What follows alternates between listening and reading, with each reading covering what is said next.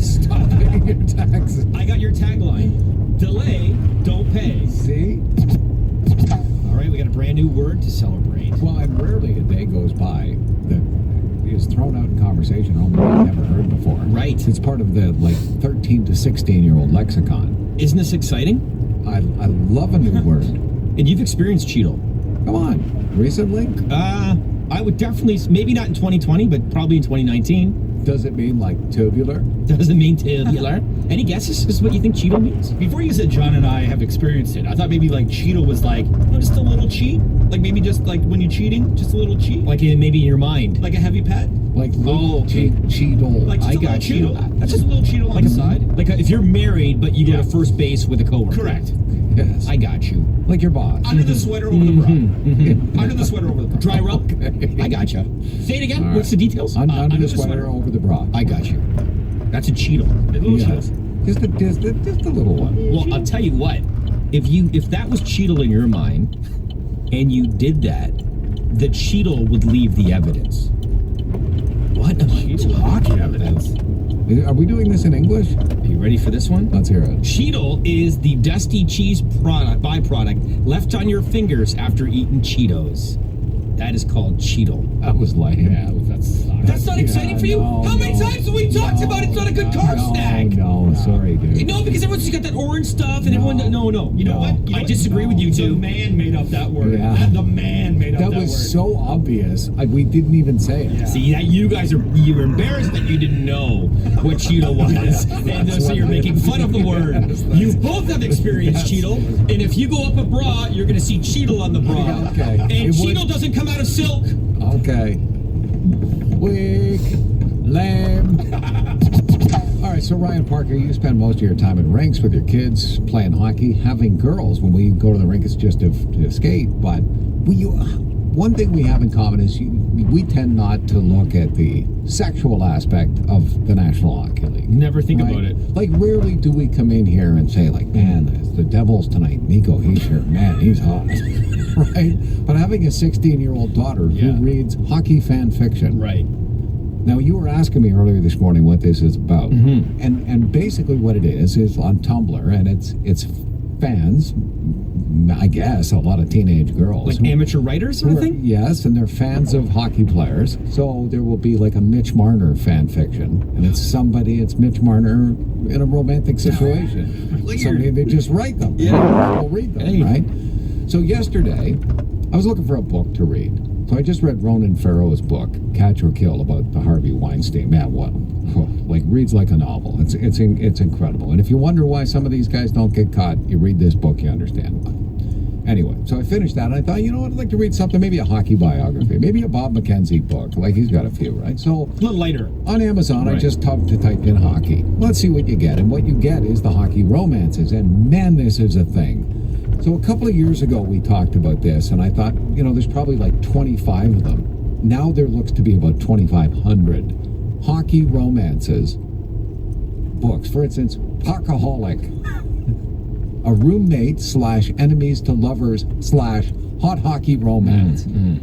Sin Bin. Of course, there's a book called Sin Bin. Here's one. It gets intriguing and a little tight. Third Man In. An enemies to lovers sports romance as well. Puck Me Secretly. I like that one. An enemies to lovers sports. So you need this to say there's a lot of the enemies to lovers. This one. Hockey playing lion shifter dads. A sports paranormal single mom secret baby romance. Whoa, that's a long title. Holy smokes. Like, you're laying the entire plot out there in the title. It's a single mom secret baby romance. Here's one. Now you're talking mixing hockey with another formerly popular genre.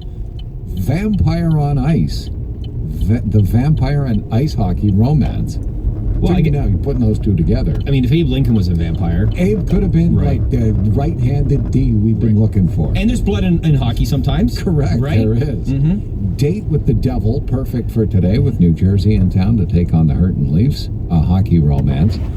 Big Stick, you knew that one was coming. And here's another one. This is almost back to the Third Man In vibe. Odd Man Rush, a Seattle Kingfishers novella. If I was to write a fan fiction of NHL vibe, hockey vibe. Ooh. The first title that came to mind, and maybe it's super obvious, and maybe there's already a book called 2 Minutes in the Box. That could be spun into a movie. I did not see that one.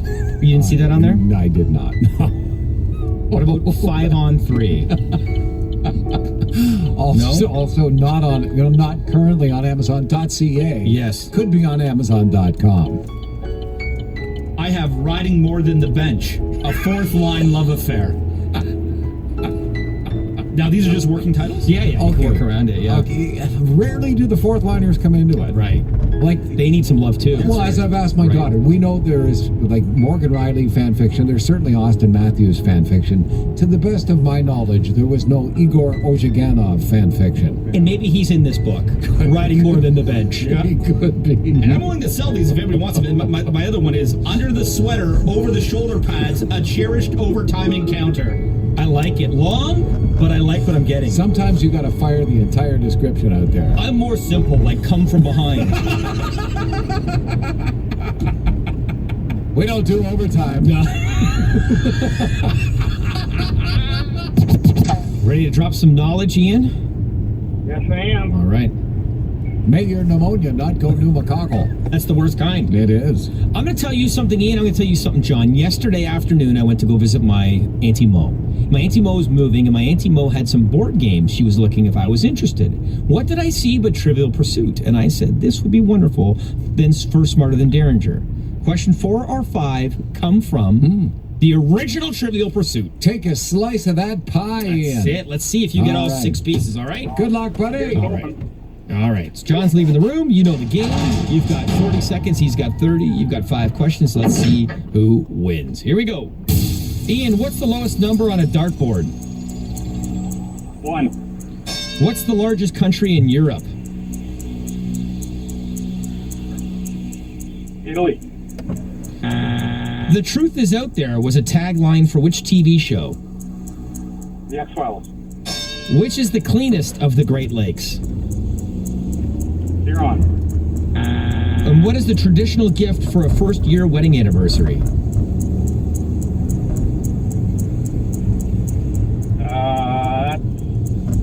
Silver.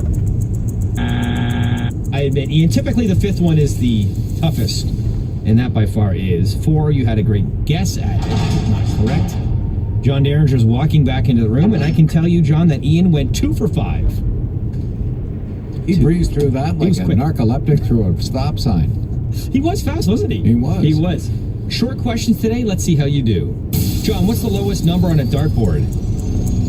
1. What's the largest country in Europe? Russia. The Truth Is Out There was a tagline from which TV show? X-Files. Which is the cleanest of the Great Lakes? It can't be Erie. And what's the traditional gift for a first-year wedding anniversary? Oh, man. Paper? Yes! No! You got you slid in a time. Yeah, it is. So is that 4-3? 4-3, you win. Aw. And it's Lake Superior. It is the Superior. answer. Is the and The I looked, biggest. and so that's Trivial Pursuit, and I know it's old. So I looked it up. It is still the cleanest. No way. Yes, it is. Oh, way to go up there on Superior. Wasn't long enough.